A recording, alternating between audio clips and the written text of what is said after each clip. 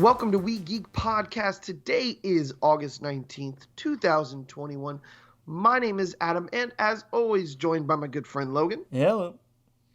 And dude, man, how have you been? Working. Same old. Working. It's just the same old, same old. Yeah, dude, same here. Well, besides work, have you gotten into anything, or what are you doing on your free time, dude? Oh, what is this free time? Not really much. I've played a little bit of Microsoft Flight Simulator, and that's been really Oh, fun.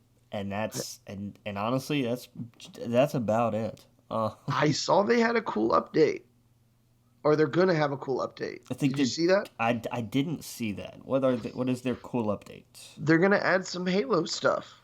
Oh, of course they are. Yeah, That's some of the fair. Halo Why not? ships and stuff. Yeah, Uh, absolutely. I like this cross pollination between their games. I think it's cool. Um, yeah, I thought that was pretty rad. Well, that's cool. Microsoft Flight Simulator. I have not played that in years, but I do have Game Pass and I do have a computer, so I guess I could check it out. There you go. It's the it's the same as it was, except newer and everything. It's a Now, flight simulator. It's not inherently quote unquote fun because it's not really a video game. This was where this was where the whole idea of all these simulators came from. Like Microsoft Flight Simulator was the first big one to really catch on, and it's like, well, why did it catch on? Because it's oddly relaxing. Like there's a lot to do and everything, but there's just it's why people play things like Farming Simulator all the time and everything. It just takes your mind off of everything. dude, you might laugh. I am. I want to pick up the Lawnmower Simulator. I laugh a little bit, but I fair. talked to someone about this, and maybe I should see a psychologist. But so many things bring me back to my childhood, especially hanging out with my grandparents, and it always goes back to the summer where we played Pokemon, Yeah. and I thought I went crazy the other day because apparently, I even was. Should I go on a tangent? Okay, all right. I think I'm going to. Well, I've talked about it before. Where first time playing Pokemon is I was at my grandparents and they let me borrow the lawnmower to mow the neighbors' lawns. So Pokemon always brings me back to that place. So anytime I get a Pokemon game, it's kind of like Star Wars. I can leave it alone for a little bit, but it creeps its way back in eventually. And I get those feelings. Same thing with lawn mowing or mowing the lawn. The exact same thing. And I think it's because of, just it was such a good time in my life. So that's why, when I see the farming simulator, or not farming, I'm sorry, lawn mowing. Why you keep saying farming? I'm sorry. The lawn mowing simulator, I'm like, God, that looks awesome. I love mowing lawns. I really do. I actually love lawn work. And I want to get that game. So Fair I try to enough. make that as short as possible. I know that sounds crazy. But that's why I want to get it. I think it looks so relaxing. It looks fun. There's all the different kind of lawnmowers in there, and there's something about at the end of the job how it looks nice. I don't know. Something to it. I love it. So, is that on Microsoft? I do not know, honestly. Um, I can look real quick. I was gonna say I don't think it is, but I'm not sure. I don't Okay. know how many simulators there are on Game Pass. I know Goat Simulator was on Game Pass for a while, which Goat Simulator was weird, Yeah. I mean, before anybody gets to the well, duh of it, it was actively weird. Like it Oh didn't, yeah. it was tough to play and all that kind of stuff. I know in one of the groups that I'm in, someone made a post and said, "Hey guys, I have credited in the first video game ever, and I never thought I would do that." And it was because he worked at a lawn mowing store in his town, and I guess it just so happened he lived in the same town as these developers or writers or the writers for the game, and they came in to ask questions about the lawnmowers. So maybe I'll go in that group and ask them, but He's a consultant. That's fantastic. Yeah, exactly. He's a consultant, Uh, and the it's the only simulators on here, Goat Simulator is on here, Farming Simulator 19 is on here, and of course Microsoft Flight Simulator. oh yeah. I'm looking at it right now on Steam. It's $20. Man, that is that is something. There's worse ways to spend $20. No, you're absolutely right. There's some sales right now, dude. I was on Epic Games Store and I picked up Assassin's Creed Odyssey. It looks really cool. Yep, it is very Yeah, cool. and you liked it, so Hmm. I was like, yeah, I've heard a lot of people say they like Odyssey more than Valhalla. That's fair. I'm I'm not going to argue that. I think that of the three, of the sort of new trilogy of Origins, Odyssey, and Valhalla, aesthetically and everything, I like Valhalla best. Yes. Hmm. But I will honestly say, bang for your buck, gameplay wise, I think Odyssey delivers more. Yeah, it looks cool. I got the it was on sale for like $10, but I got the super duper deluxe all the expansions for 20 something dollars. So, That's good. yeah. So, I was like, okay, I own Origins, Odyssey, and I own Syndicate, Origin, Odyssey, and Valhalla now. So, hopefully actually play Odyssey, but I don't know. It looked cool. I was looking at the trailers and everything I was looking at was like, okay, I'm in the mood for some historic stuff. So, Yeah, there you go. yeah. Oh yeah. Um, but yeah, dude. Well, that's cool. I've been I've been busy. Work's been crazy, of course. My voice has gotten much better. I don't know if you can tell. Um, Still coughing a little bit, but um, better and better every day. But I'm uh, Pokemon Go pulled back some of their stuff, so I'm playing that again. With the distances or whatnot, a lot of people were boycotting it because they technically rolled back on what they were doing, and then now they're like, okay, we're gonna put it back in because of you guys are not playing the game right now, or a lot of people were boycotting it for good reasons. I mean, during a pandemic, don't pull that back, especially in places like the United States and Florida where they can't, you know, COVID is just running rampant here. So, Yeah, well, um, that's not stopping anybody from saying it's not a thing. right. Oh yeah, no, absolutely. Yeah, no, man, I don't know. I don't know what to do with our governor, um, uh, but yeah. So anyway, been playing Pokemon Go. I actually uh restarted Sword. Okay. Yeah, I have a buddy who's picking it up this week, and our friend, she's not going to restart. One of our friends are like, nope, not restarting that game because it took too much time. So, but we're all playing it again. So I'm back in like Pokemon mode. So I'm going to talk a lot about Pokemon probably today. So, um, I've been doing that. I did I've had to restart it like 3 times just so I can get all the starters and trade it to home. But I've been having fun with that. Of course, playing Final Fantasy. Uh, the Diablo 2 beta was the open beta or whatnot was there, so there was that, and I don't know. I haven't really been doing much else. Talk about the New World. Talk about the New World beta. Well, that was months ago, or Was that that was like a month ago. That hasn't came out yet. That was supposed to come out now. Oh yeah, that's The right. They moved it. Yeah. Yeah, yeah, That makes yeah. sense. So they moved the date to next month. So it should be released next month. It was supposed to be released, I think, at the end of this month, but I haven't played it since we last talked. Okay. I Yeah. didn't know if there was I didn't know that it was over then or if there was more to it Oh yeah, from yeah. since we did our last episode. Oh yeah. No, they had closed that a couple weeks back, and they closed it about a month ago, and they were like, "Yep." And then they came out and said, "Okay, we need to make some fixes. We're gonna extend it a month." Um, so there was that. Um, but yeah, no, I haven't really done much else. I've played some Call of Duty with my brother, because that's the only game we can really play crossplay that he actually likes. So Fair. yeah.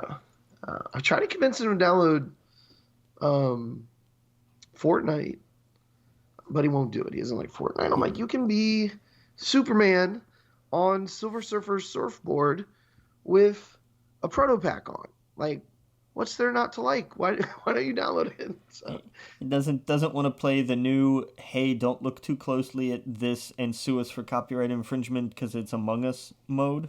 right, right. Oh yeah. Well, hey, Fortnite's good at anything. It's making money off of modes from other games. And So, this is true. yeah, yeah, yeah. Are they really doing that? That's crazy. Yeah, it's called Imposters, and it's so Among Oh Us. no, I saw that, but I mean, are they really suing them? I no, they should Oh, be, okay. but they're not. Yeah, They're not. They're yeah. not going to sue for just for the sheer sake of Epic Games right now has more money than God, so they're gonna they'll ride that out. Oh yeah. I did see, and maybe we talked about this before. They're not going to make any money off their store until 2025. Yeah, that happens. Yeah. And it's because of all the free games they give away that I tell people that own a PC. It's crazy to me. Like some of my friends who own a PC, I'm like, did you go download this game? They're like, well, what are you talking about? And I'm like, Epic, go download their launcher. Like, I literally have like 60 free games and not like shit games either. Like, of course, Path of Exile, I believe, is free. Grand Theft Auto, all three of the Batman games. I got Syndicate and what was the other Assassin's Creed game on here that I got for free? Origins, uh, all the Borderland games, Control, um, Dauntless, and there's tons more. I got that Jurassic Park game where you build a park, Hitman, you name it. There's tons of free stuff on there. It's like having PlayStation Plus without having to pay for it and still not downloading or still not claiming the games. Yeah. I'm like, what are you doing? Why don't there's anyway. But yeah, so I forgot where I was. Yeah, no, let's see. Yeah, so anyway, yeah, so that's all I've been doing really, just been kind of playing, Final Fantasy and shifting towards Pokemon as well. Um, I've watched maybe I don't know if we talked about it last week, but I've watched a couple movies. I've watched Jungle Cruise Okay. and I've watched Fast and Furious, the last one. Oh, you watched F9? Very cool. F9. Yep, absolutely. Thought it was great. A lot of fun. It's they're very maybe I missed a subplot in it that they're setting. Well, we'll talk about it later. How they're so self-aware of like how they don't get injured. Yeah. And I'm thinking like, are they setting something up? Like, are they? Is this that crazy where they're going to be like, we find out in the next one that they're actually superheroes, and obviously they're not going to do that. But for a lot of the movie, I'm like, they keep talking about this. And like, if this was an anime or anything else, that's exactly what would happen. Sure. You'd find out that some, scientists messed with their DNA or whatever. I don't know, but I thought it was great. Han was great. Looking forward to the next one. Yeah, I think to tie what you said into something somebody told me, because they this week announced the release date for F10 or whatever the hell it's going to be called. Yeah. Fas10, probably your Yeah. seatbelts. And somebody was like, "Great, what's left? Aliens?" And I'm like, "Oh, that's why they don't get hurt." Okay. Yeah, that makes sense. It's, Oh yeah, oh man, it's so good. that goddamn that line though. Like, I have never gotten up in a theater and walked down to the front and just like thrown my shoulders up at the screen than when they're sitting there and somebody, I think it's Luda, that actually says out loud, "As long as we obey the laws of physics, we'll be fine." Dude, the writers of this are so self-aware, and I love it. I'm here for it. So am I. But Yeah. I really, I was just like, I got up out of my seat, walked all the way down front, and looked up the screen and just went, "Really? Like, really? Come on." I, It's great. I couldn't let that one go. Yeah, it is the meme that keeps on giving, and It is. It I love is. it. I absolutely do. I am saddened to see that The Rock is no longer going to be in them, or at Yeah. least the main series. Yeah, we'll see about that. It's They not. and that's the other thing. I don't want to say any spoilers, but there's you've seen the after credit scene. Yeah. I'm wondering what, or not. I'm sorry, not the after credits. The before that, Right. like who is that? So I assumed that they were setting it up for him, but if he's like, no, I'm not going to be in it, maybe he's just saying that to surprise people. I don't know. Yeah, we'll see. We'll see. I don't put a lot of stock in any of these kinds of little feuds or whatever. They'll blow over. Yeah, hopefully, because I did. It was missing. That was the one of the main things missing. I was like, oh shit! Like The Rock would be perfect in all these scenes. So um, we'll see. We will see. But I really enjoyed it. Jungle Cruise, I really enjoyed. I thought it was fun. We Yeah, need more Jungle Cruise movies was a like good that. time. Yeah. Yeah, It was a nice shout out to like the old school kind of Indiana Jones ish type movies. absolutely. Yep, yep, yep. Yeah, that's exactly what I thought. Like I was like, this is basically Indiana Jones. They were like, hey, we got The Rock. We have something sort of Indiana Jones-ish, sort of tiny, little Jungle Cruise, and we can make an Indiana Jones movie. That's what they did. Yeah. It was good. I liked the characters in it. I thought they were fun. Uh, yeah, that was good. The brother was hilarious. Her brother, I thought he was funny. Yeah, Jack Whitehall does fantastic in those kind of roles, and and with a surprising depth to him too.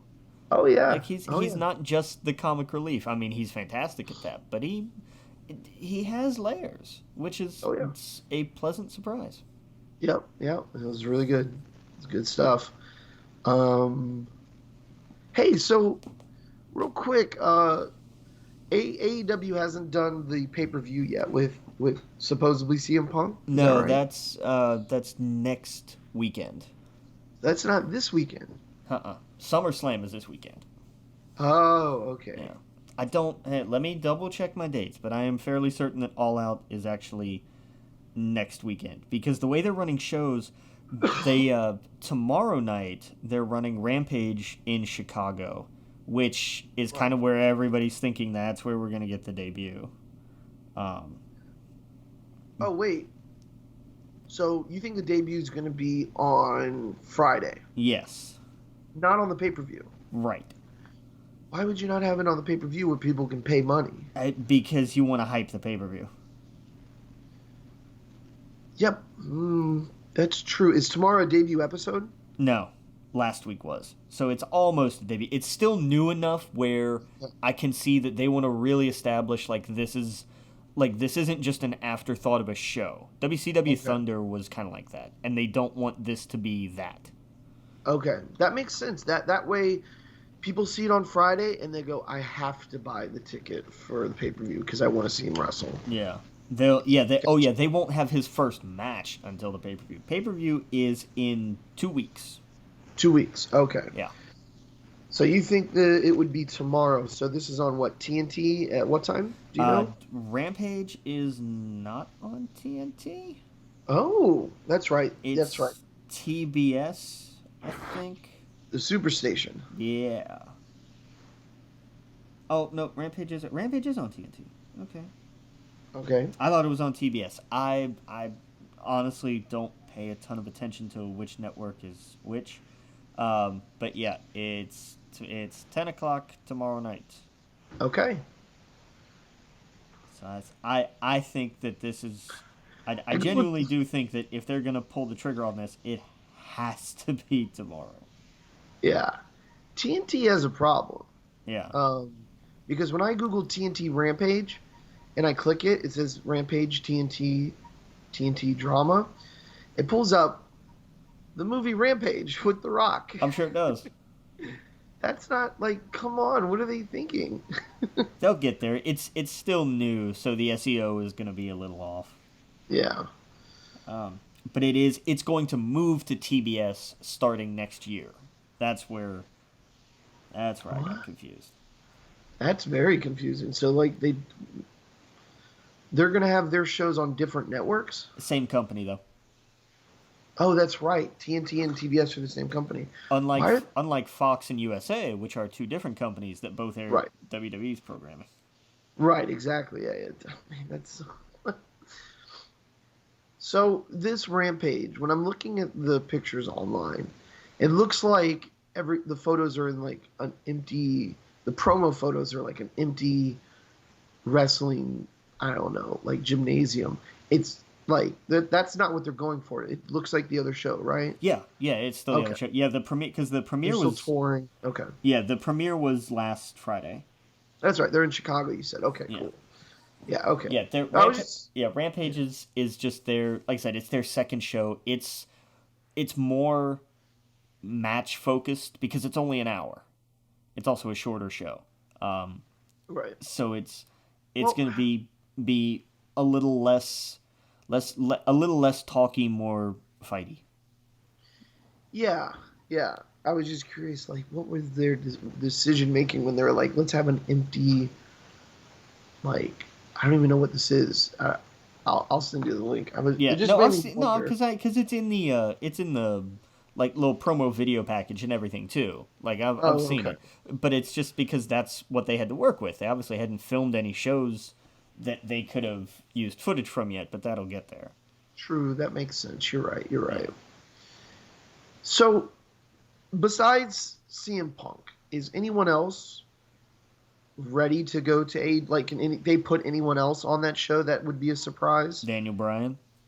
Okay, so Daniel Bryan. Okay, so he would be enough time to be on the show. What about Adam Cole? Did I read that He's not somewhere? done yet. His contract isn't up yet. I don't think. Okay, I think his contract isn't up until SummerSlam. okay, gotcha. But Cool. so I don't know. We'll see what happens. Yeah, I love this promo art with Cody and Sting. Yeah, Sting actually had a freaking match last night. Went through a table, popped right back up like it was Okay. 2000 again. It was insane. Yeah. Yeah, I don't know who's good or bad anymore in it. Is Cody still a bad guy or is he good? He's good-ish. Uh, Goodish. Okay. he's starting to get booed, which is fine. It's about time. Um, Yeah. What about Sting? Sting is Sting. I He's don't like good. that he's paired with Darby Allin because there's been a resurgence of allegations against him, Oh and no. it seems like because he's such an AEW darling, nobody's talking about it. Oh no. Like it came out. It was a story that came out without names being named back when the speaking out movement what like ripped through wrestling and was like, hey, by the way, actually, these are terrible people who do awful things. Yeah. It was one of the stories that went around, and everybody just kind of went, yeah, that sounds like Darby Allin, but no names were named. And then a couple of weeks ago, they named names, Oh and wow. like it's like it's never been addressed. There's been no, like, I mean, he's still headlining stuff with Sting, like it's like it's just completely being ignored, and I think it's bullshit. Yeah. Yeah. Um that's crazy, dude. I don't know what to say. Yeah, that sucks. I love Sting. I do not want him to be partnered with someone like that. That sours it for sure. Yeah, Um, and that's wild too. You would think AEW would be a little bit more progressive than WWE, for example, when it comes to stuff like this. yeah, you would think. But you know what? This is a bunch of friends that got together and made a thing. So a boys' club is usually not a good idea either. So fuck. You're Yeah, right. You're absolutely right. Um, not good. Not good. Not good. but they're, it's whatever. Sting is still Sting. Like Yeah, he's still doing Sting things which work. Like, I mean, it's that's good. he's been doing that for 30 how long has the Crow gimmick been a thing? 25 years at this point, something like that. Yeah. Good for him. It's working. It gets a pop. More power to it. Yep. Yep. The Elite are still jackasses, which is good, because they should be. Okay. But it's good. Miro has done some fantastic work. Oh, really? The former Rusev, Rusev. because he ditched the best man gimmick when he won the TNT championship, and he has become the Redeemer. He is, in his words, God's favorite champion, and it's just it's Cool. like it's kind of like this little diluted Crusader bit, and it's just fabulous. Perfect. So he's doing tremendous work. Yeah, because for a little bit he just looked like a Twitch streamer or something. Which he was, and I think still is. But he Oh, okay. Yeah, he just looked like a guy instead of like Rusev. which that I was remember. kind of the point. Yeah, And I think it was done, and I think that was done, if the unfortunate pun alert, as a bit of a reset for him. Yeah. And then he got his feet under him and everything, and now he's just absolutely tearing it up. Like, it's fantastic. That's good. Yeah. He's a big star, so perfect. Well, cool, dude. We haven't even started yet with the news. No, not really.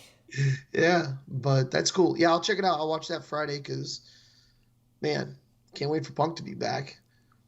And, I'm sure people are excited for him and Daniel Bryan, which is going to be great, but I'd like to see him with people I've never seen him with before, too. So even like people like Sting, for example, like that's kind of wild. Oh, yeah, no, the money is not necessarily on Daniel Bryan versus CM Punk. It's, it's how many of these other different groups can he get involved with? How many of these other feuds can they have?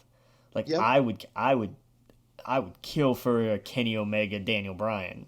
Like, Right. that's just a license to print money. Yes, absolutely. Absolutely, yeah. So, yeah, a lot of these younger guys, perfect. But cool, dude. All right. Well, I mean, let's get into it. Is there any new trailers at all? There was nothing I saw this week that really jumped out at me. Yeah. Nothing for anything big. There was apparently a new Eternals trailer that dropped this morning, but I haven't had a chance to look at it yet. I kind of want to see that. Do you want to watch it? I'll check it out later. Yeah. So, What else we got? we're gonna stick with Marvel for a second because we got some Cap 4 news. Okay. They have officially announced that Anthony Mackie has signed on to star in Captain America 4. Okay. Thus cementing he is Captain America. Get over it. That makes sense. Like as it should. Yeah. So I'm excited for that. Very excited for that. Yeah. Gonna be curious to see where they go with it, especially with other developments and such as it pertains to Leviathan. Like, where are we gonna? How much of a build is that gonna have? Right. But Oh yeah. we'll see what goes down there. Mm-hmm. We talked a little bit ago about Fast 10. It's got an April 7th, 2023 release date. It's going to be 2 years. And they did confirm that it is the next to last movie. So okay. This franchise, this will be the Spinal Tap of franchises. It will go all the way up to 11. Yeah. Well, I mean, that's what I don't think it's over with. They're just going to do more different ones, I think. I mean, it's like saying Marvel movies stopped with Avengers. I think they're literally just going to do different movies, spin-off movies. That franchise prints too much money. It does, but it also costs a crap ton of money. And there is a point where you have to kind of jump before you fall off the cliff. True, but you don't have to make... I guess what I'm saying is that might be the last type like that, but they could easily do smaller spin-offs. Very more down-to-earth spin-offs. They won't be as, big and crazy, but I don't think for a second Universal is going to stop making Fast and Furious movies. Not when it's their biggest moneymaker. Yeah, but they're like I'm with you in the idea of like it's gonna have to be spin-offs. And Yeah. also Oh, like this I feel like a lot of this cast is probably just sort of ready for this to be done. I mean, yeah. it's been 20 years. Yeah. Like that's Yeah. Right. even if I was part of something that I loved like that, like ugh, it's time. It's been forever. Yeah. I mean, I'm sure we'll see a Tyrese spinoff because he ain't doing shit besides these movies. Oh, But that's you true. know, Yeah. Yeah. but You're yeah, right. no, we'll see. We'll definitely see Hmm. spinoffs for sure. But Yeah. Well, cool. Interesting. Uh, yeah. Maybe we'll get a Han one. maybe. Yeah. Let's see.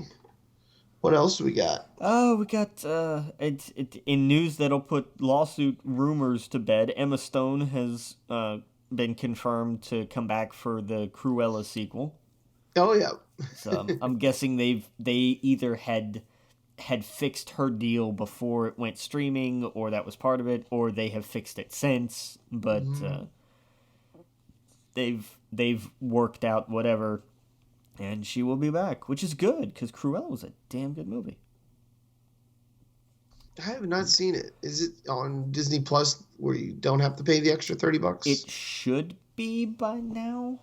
Okay. I can check real quick, but I think it is. I hope it is because it's a really really good take.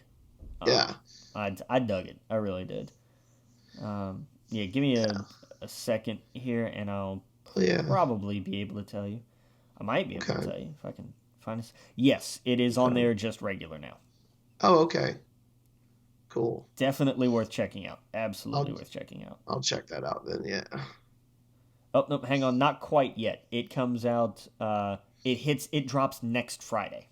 Oh, okay. Perfect. That's the end of the window, I guess.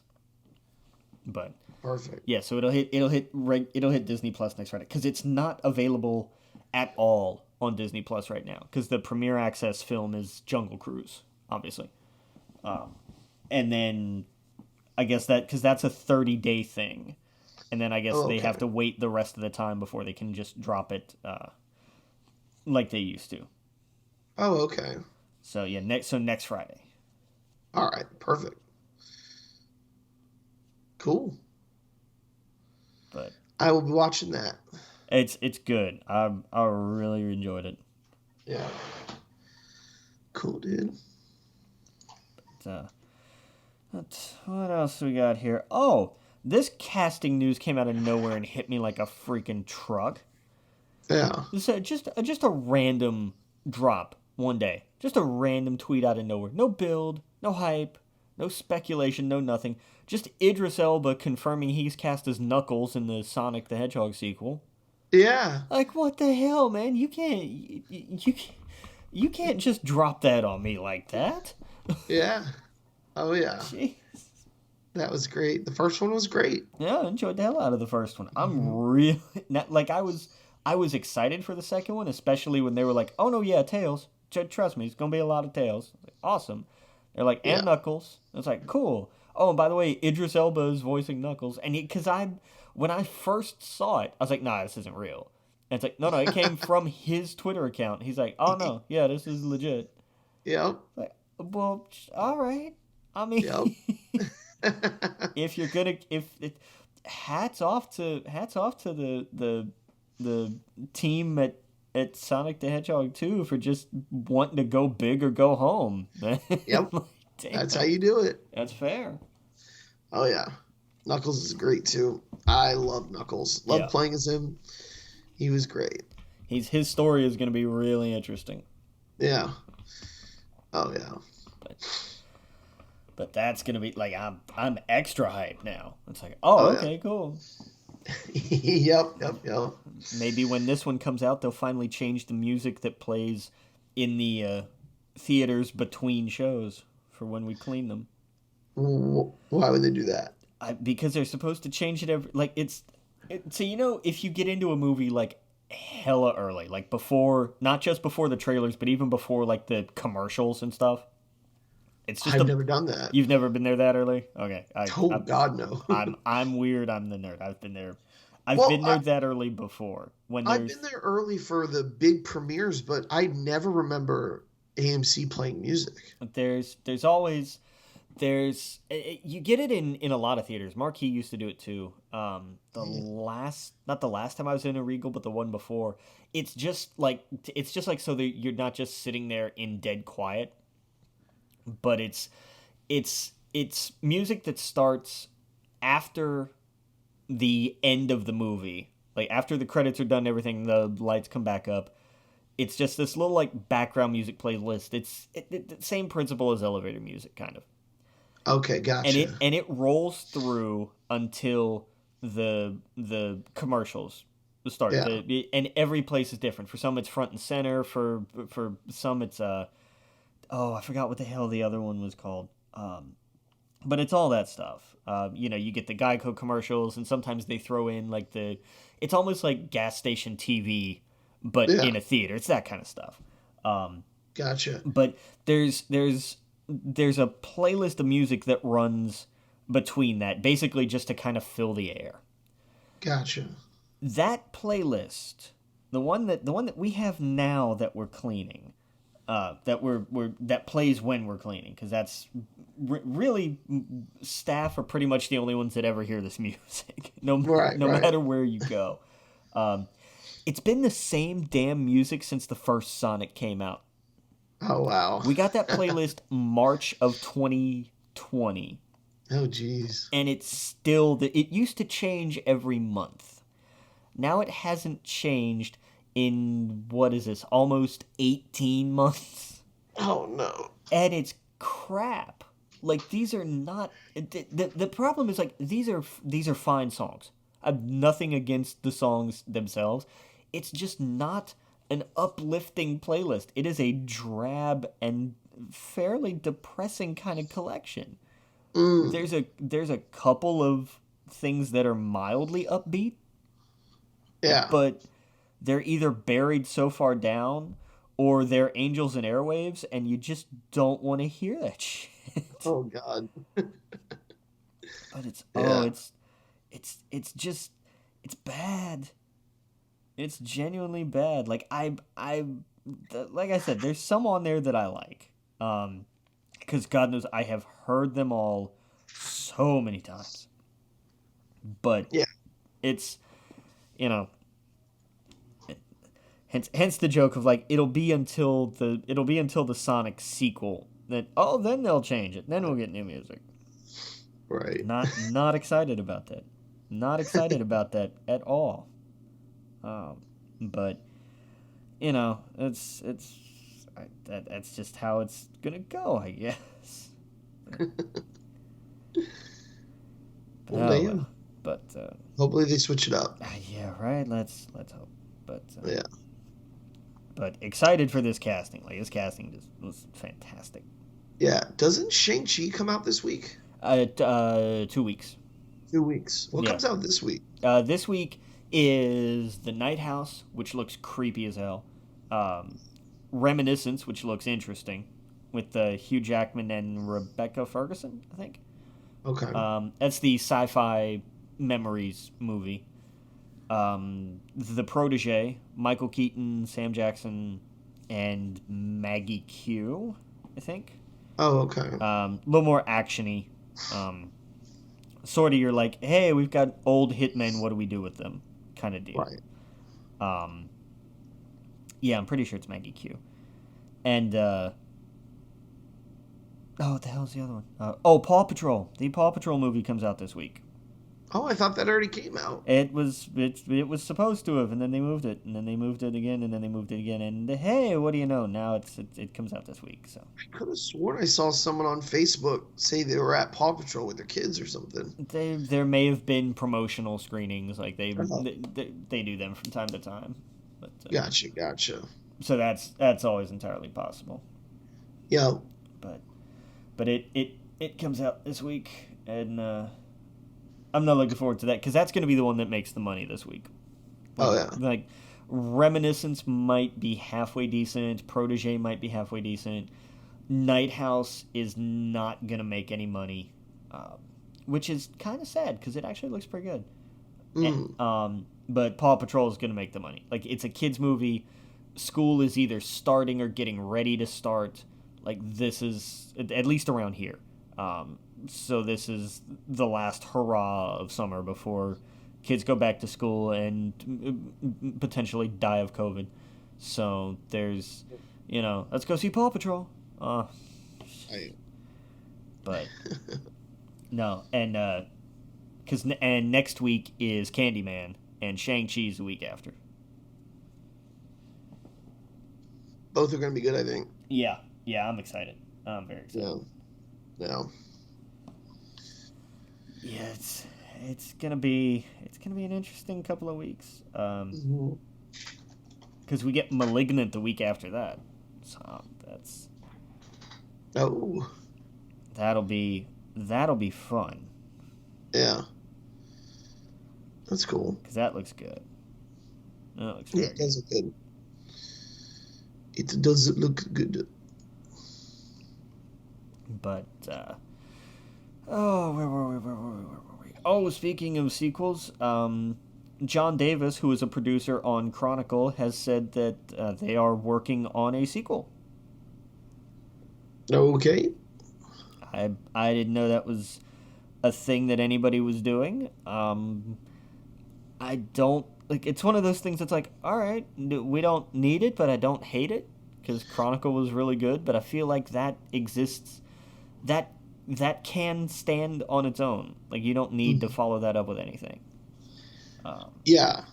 Yeah, Max Linus has talked about this before, I believe. I hadn't seen his stuff in a very long time, but I do remember him talking about them wanting to do a sequel to it. Yeah, and then, But it turns out everything he was happened. a shit human being. So, Well, yeah, no, I don't think he was going to be involved in it. It was the director that ended up being a shit director. eh. So they I don't know if that's true. I don't think that's fair. Because Fantastic Four was a disaster, I and don't, they hated him. The actors despised him. that's fair. They did not like working with. No one liked what is he?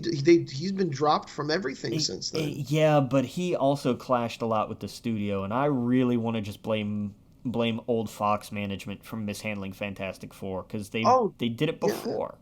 No, don't get me wrong. I'm not saying he's like a bad person or anything like that, but apparently, like because that was such a disaster, uh, they weren't going to go forward with anything with him. No, I wait. I could have sworn I read a bunch of things from the cast saying that he was terrible to work with. Because I do remember that, but Yeah. I have to wonder, and not to take away from any of that, but because I don't know everything, I wonder if some of that was he went from something like Chronicle, which was Hmm. low budget and indie, and oh my god, the success, and it blew up. So then he gets Fantastic Four, and Right. now it's maybe it's a dream job, and it's here it is, big budget, the lights are bright, the pressure is on, the studio is breathing down his neck, and maybe all of that just got to him. Yeah. I Well, would I mean, I they would pulled love to from. see him come back with something, and it turns out, you know what, that was the problem. If that's the case, if that was in fact the case, then I would absolutely love to see him come back and just and make something good, make something he wants to make, and have everybody say, yeah, he was really chill, like everything was cool, and have him do an interview where he says, yeah, old 20th Century Fox management just destroyed me. Uh, Yeah. if it turns out that it turns out he's just a crap human and a bad director to work for, well, then the hell with him. Yeah.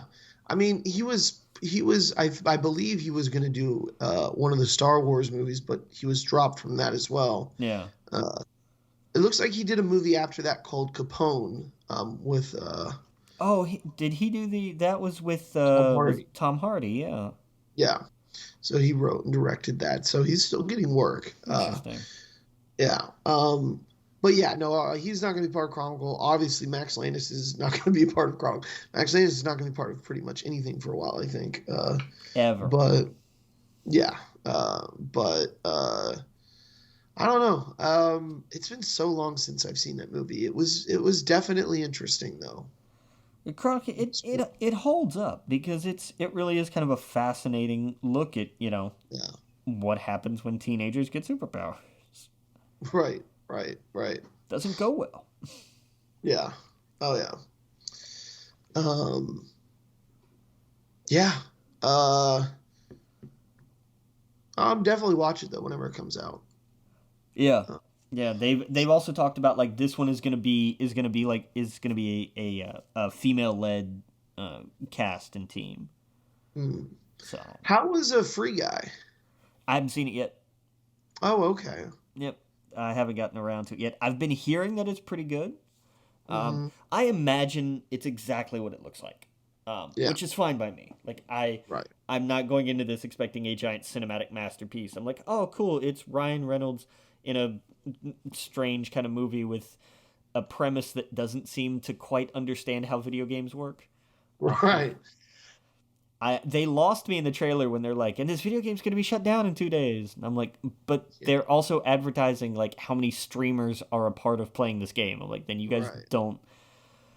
I really hate when non video game playing people decide plot points like this. And I know it happens with other things in other movies where it's like people who don't know who don't know how something works are like, no, no, you need to do this because for pick a reason. Usually it adds tension or it adds drama or something. And it's like, but that's not how this thing works. Right.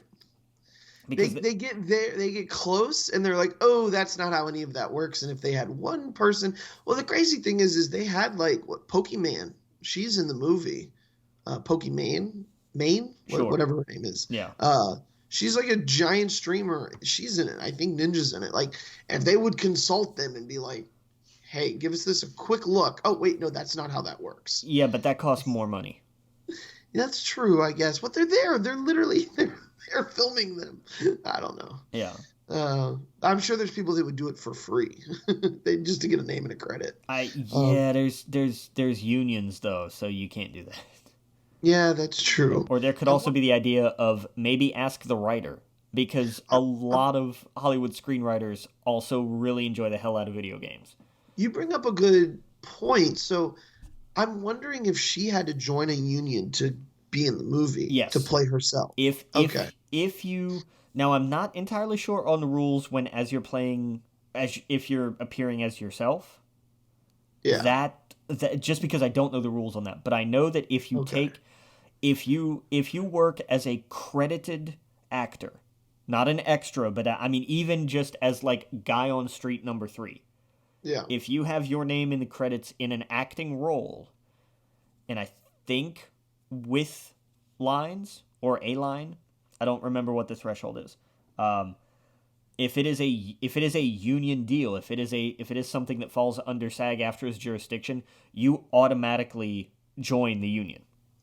Okay, so they must have, because I'm sure they use her and Ninja as like real life streamers. Because why would they have the two like biggest streamers on Twitch be in the movie if not Right. to actually play themselves? Right. That would be weird if it was like it's not Ninja, it's Samurai or something. Exactly. Like And it would don't be think that stupid. they wouldn't have done that. I know it would be so bad. We It have would be seen so crap like that in the past. But right. It's I not Pokemon, it's Digiman. Sorry, oh I'll god, stop. don't. I'll stop. But I there had to. I saw it there. I had yeah. to take it. But there, I don't exactly know how those kinds of credits and rules break down as it pertains to the actors union. Um, Yeah. but I mean, so many. One of my. Here's an interesting thing for you. If I told you that the guy who wrote the Hangover movies is not just a little beyond middle aged, but is also a giant video game fan, what video game do you think he would probably be the biggest fan of? What was the movie again? The Hangover. He did some of the Hangover movies. Biggest video game fan? Probably Grand Theft Auto. Yeah, no. Fallout. He's a huge Fallout fan. Okay, well, I mean, set in Vegas. One of them's set in Vegas. Yeah, it has nothing to do with Vegas and everything to do with the fact that Bethesda tells fantastic stories. Oh, okay. Yep. But Fallout, Elder Scrolls. All writers love Fallout. I mean, that's what Patrick Rothfuss streams. Yep. Brandon Sanderson loves Fallout. Yep.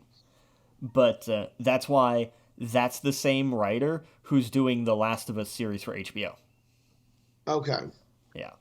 Cool. They got somebody who was like, hey, this guy's really good at writing. He also just did the Chernobyl miniseries for HBO. Yeah. And they're like, what do you want to do next? And he was like, well, aren't you guys working on The Last of Us? And they're like, you're 104. What do you know about video games? He's like, I play the hell out of them. That's great. It's like, yeah, it's not just a young man's game, you know? Yeah. Oh, yeah. But therein lieth my point of, you're really going to tell me that this, like, the whole, if that's really what the point of this movie is, like I said, I haven't seen it yet, but if that's what Free Guy is about, is like they have to save the video game before it's taken offline or whatever in 2 days. But oh my god, look at these streamers still playing it and this vibrant player base. I have questions. Isn't that the plot of, like, Wreck-It Ralph or something? Yeah, but the problem, like, yes, but here's where you can get away with that, because Wreck-It Ralph is an antique arcade game in an arcade.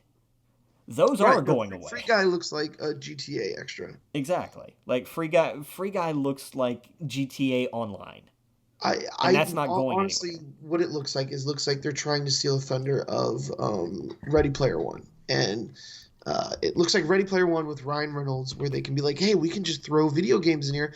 Because, I mean, I immediately saw afterwards, they were like, the next one, they want to get on board with Call of Duty and I forget the other one, Fall Guys or something. Sure. They want, like, the actual. And that's, I'm assuming what will happen is video game studios will go, yes, let's make this the Smash Brother of games movies. So yeah. Because you can make a decent chunk of money on licensing. But there's, the problem is movies take time to make. So if you're trying to be ultra relevant, you're not always going to be successful. I think he actually said Call of Duty and Fortnite, and those two games are always going to be relevant for the next at least 5 years. That's fair. Yeah. Those are good ones to pick. It would be a disaster if they were like, yeah, let's team up with Blizzard like a year ago. And obviously they wouldn't. It would be like, okay, we got to figure out how to pivot this movie away from those characters because no one's going to want to touch them. So you're right. The problem is a lot of those video game studios that are like, there's always going to be another one. Like Nintendo that's going to be extra hard to get. Nintendo tends not to license much. Yes, no, they're gonna want their Pikachu in a very controlled setting of a movie and not something like that. Yeah. But yeah, maybe work with PlayStation. Probably get a lot of. I have a feeling they'd be more willing to work and get their God of War and stuff like that out there. Yeah. But or probably Xbox. If anything, Xbox would probably be the company I would go to. Yeah, because they've had crossover deals before. Like they're very not new to this. But I would I would approach Sony too. If for nothing else, then can we get the guy in the crash suit involved somehow? Like that to me will always be fantastic because God, that's just the most awkward looking mascot suit. Who makes the movie? Who made Free Guy? Do you know? Fox. Oh, okay. So they definitely are not going to get. Well, yeah, no, I don't think they're going to get like the Spider-Man from Sony or something like that. Well, now that's That's tricky because Yeah.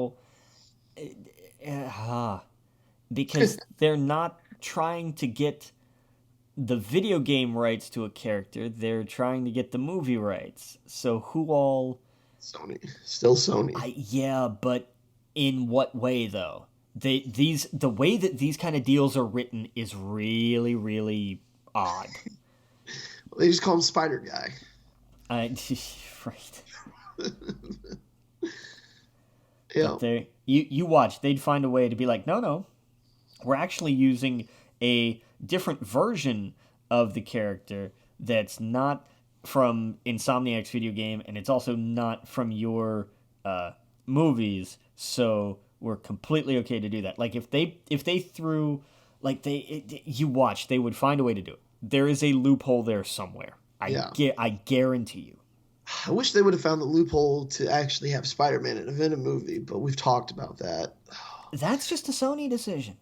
I was ranting and raving with a friend about just how much of a piss poor decision that was. I disagree. And I love how Venom looks like Venom, but he doesn't have the symbol on his chest. Yeah. And it could have been so easily fixed, especially if they actually read any of these comics, especially with the King in Black and what that symbol means. And it's technically not Spider-Man. And fuck, man, it would have been so cool. And it just such a wasted opportunity. The problem with a movie like Venom is that they're trying to have the kind of broader appeal that you get with a name like Spider-Man or X-Men or Superman. You don't have to be a comic book fan to know who that is. Venom is an odd character because he pushes up against that ceiling. Like, he's not a niche character like something like the Eternals are or Guardians are, where you really have to market the hell out of it and try to do everything you can to push it out there. But he's also not a mainstream enough character that he's going to be a giant draw just based on the name. So I think depending on your age, everyone knows who Venom is. Not to the same if you showed him. Not to the same extent as somebody like Spider-Man. And sure, no, of course, yeah, no, he's no Sabretooth. You know what I mean? Like everyone knows Wolverine, but a big part of the population doesn't know who Sabretooth is. But I would assume a bigger population knows what Venom either looks like or who he is. Right, but that's not enough to make him a draw.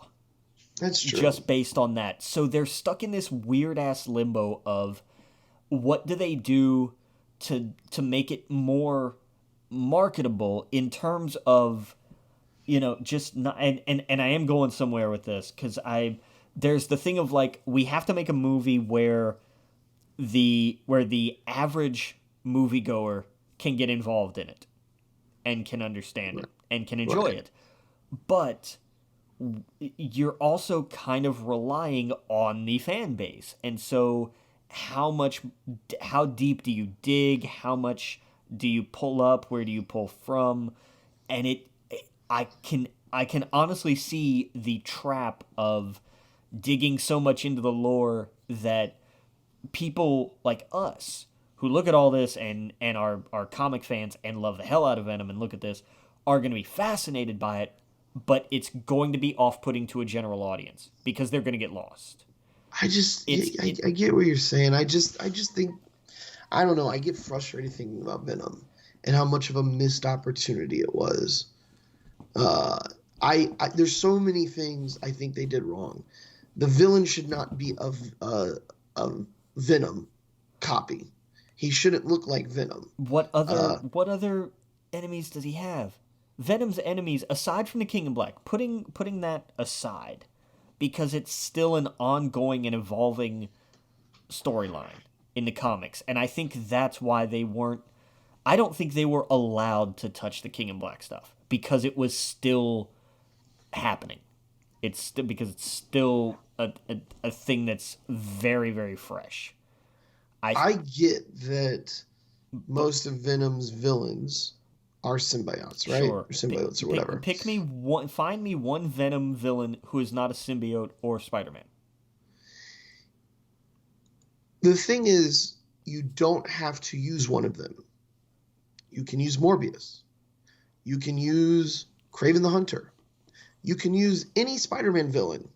I actually think a Kraven the Hunter versus Venom movie would be the perfect Venom 2 instead of going straight to Carnage, right? I think that's fair. I think When that's you a look fair at point. when you look at a poster, the problem is the first one was Venom versus Venom, right? And especially because our Venom had nothing on his chest. Yeah. He literally looked like, I'm sorry, Poison Toxin. I've lost. What is it? What is it? Riot? Riot was They're the all first the one. same. Exactly the Right. point. Right. They're just different colors. At least the other ones, I'll say at least the other ones. Hold on, let me see if I can pull up a picture. The other ones at least have different things about them. Right. Riot was literally Venom, with nothing on his chest. Yeah, he was shinier. He was a little more silverish. Like that was the big defining design difference. Yeah. Sure. Yeah, exactly. Yeah, he was the shiny version of him. The other ones, at least, like, let's see if I can pull this up. I don't know their names. No, but like the ones from the separation anxiety arc, where you had ones that were like green and orange Yes. and yellow, like they were stylistically, at least they were different. Right. Exactly. Yeah. And I mean, what was it? Wait, I'm trying to think. What was one of the Spider-Man rides? Scream. She looked a little bit different. Yeah. But yeah, no, I don't know. I think the choice of picking one of them was a terrible one. Carnage for the second one, I think it's a bad decision. I'm not. I know I'm the odd one out. I know everyone's excited for it and they think Carnage looks cool, but I don't know. It's too much of. I also don't like how they both look the same in certain scenes. Like, they're just big blobs on the screen. At least with this one, I'll be able to tell the difference when they're fighting. Like, That's fair. yeah, like who's who. Because the first one, it felt like a Transformers film at points, where they were like, when they were fighting, I'm like, I don't know what's happening here. There's so much sludge going on. At least this one will have a red sludge, but I don't know. I wish they would have showed some. What do you call it? Some restraint with how aggro it gets, how like blah, blah, blah, everywhere it goes. I know that's what everyone wants to see and whatnot, but it just doesn't do it for me. No, I hear you. And you make a good point. I agree with Kraven the Hunter. I don't think Morbius would have made a good villain. I guess what I'm saying is someone that's not a symbiote, so, like a complete contrast. Right. Like, I didn't like that. The Venom we originally saw in Spider-Man 3 looked just like Spider-Man. It wasn't extremely different like he is in the comic. He's a very big dude. He's not the Hulk size, but he's jacked. Yeah. And he's got the thing or whatever with his mouth. So it was too similar. And in these kind of movies, I want something that's not just a carbon copy. I think, like, for example, one of the only movies that kind of got away with it for me was Black Panther, because it made sense that he looked similar with his suit or whatever. He had like gold. He chose the different design or whatever. Yeah. But his character was way more. I cared more about the character, so it didn't bother me. You know what I mean? Right. I have the same problem with the Iron Man movies. I don't want another Iron Man movie where it's just an Iron Man bad guy or just a guy in an Iron Man suit, I like it when it's very different as the villain, if that makes sense. Right, and that tends to be the problem that these movies run into, is the first villain is always just, the shadow version of the hero. Right. And that's not entirely right. interesting, except for when they're a compelling character. Like Killmonger was that was a great way to do that because he was different. He happened to Yes. get the same kind of suit, but he was a different character. He had a ton of depth to him. Right. Ironmonger in the first Iron Man movie, he was different, but not. He was the bad part. He was just the bad parts of Tony Stark, cranked up a little bit. That's fine. That's all well and good. But when that keeps being what every one of these movies is just, I'm the bad version of you. I mean, Ant-Man and the Wasp did it with Yellow Jacket is literally just another guy in a tiny suit. I mean, it's frustrating. It's very, very frustrating. And we've talked about this to death, but the idea of introducing Venom without Spider-Man, it's like having Captain America 2, but just calling it Winter Soldier, but not having Captain America in it. It would have no weight to it. You would have and not introduce Bucky before that. It would be like, well, who is this guy? Why do I care about him? Right. It frustrates me because I know there's a parallel universe where that doesn't happen, and that you can totally have a Venom movie without Spider-Man in it, but there's got to be some connection. There's got to be some. I'm sure, like, hopefully at the end of this one, or at the end of one of these Spider-Man movies, there's some connection where they're like, Tom Holland pops into his world somehow or whatever. But I don't know. I feel like Sony is going to want to do a lot of crossover with its own movies and not Disney, and it kind of sucks. Yeah, that's business. Yeah. I also, there's every website that says that Disney's going to buy Sony any day now, so I don't know. Yeah, that's not going to happen. Well, not Sony, I'm sorry, buy the rights to the films. That's also not going to happen. But what movies does Sony make besides Spider-Man? They make a ton. You just don't realize it because they're not all tentpole marquee titles. Sony has a lot of movies that they're working on. I can't think of any off the top of my head. Okay, so Sony has the rights to Ghostbusters. They're making that one. Sony did, I'm pretty sure Sony did Escape Room, which, say what you want about how bad it is, made money. But look at things through, the thing with Sony is that they also do a lot through their, what is the word I'm looking for? The subsidiaries. What's the big one? Paramount, I think is what I'm looking for. Give me a second, and I'll be able to tell you. And I get that that's part of the thing of like, well, it's not easy to just say, well, they have this movie and this movie. But the thing is, like, yeah, I get that they don't have giant franchises like Disney does or like Universal does. But they still make a whole hell of a lot of movies.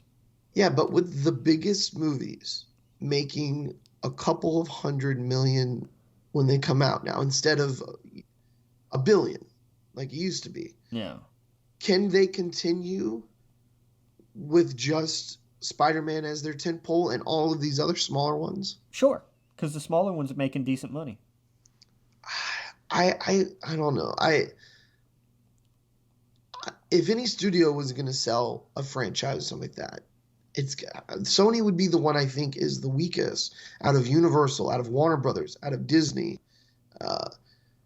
I don't know. Some of the things that Sony owns the rights to include Ghostbusters, Jumanji, which made hella money. Jumanji made money, but the Ghostbuster movies did not make any money. The upcoming one is going to make bank.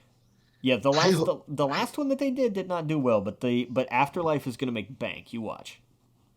Yeah, I mean, because it's essentially Ghostbusters 3. Are we even going to get a Spider-Man this year, do you think? Yes, it comes out a week before Christmas. Oh, okay. I don't know. They keep pushing everything back. Didn't they just push Venom? Yeah, they pushed it a week. Yeah. They didn't move it like a giant thing. They moved it a week. Yeah. They also have Hotel Transylvania, which, say what you want about how bad those movies are, they made hella money. Yeah, when I think of Sony, I think of Spider-Man and some Adam Sandler movies. And my head doesn't go to really anything else. When I think of these other studios, it goes to so much more. Yeah. But Um, I mean, that's my thing of like, I completely agree with you that like you look at Disney and you think, Marvel, Star Wars, Disney animation, like you have Pixar, Same with yes, Warner Brothers. you have Same, things that yeah. they have. Warner Brothers has DC, which is hit or miss at Mhm. best. Um, Yeah, but they got Harry Potter. They have a lot of with other things. sure, what have they done with Harry Potter in the last handful of years? They made one.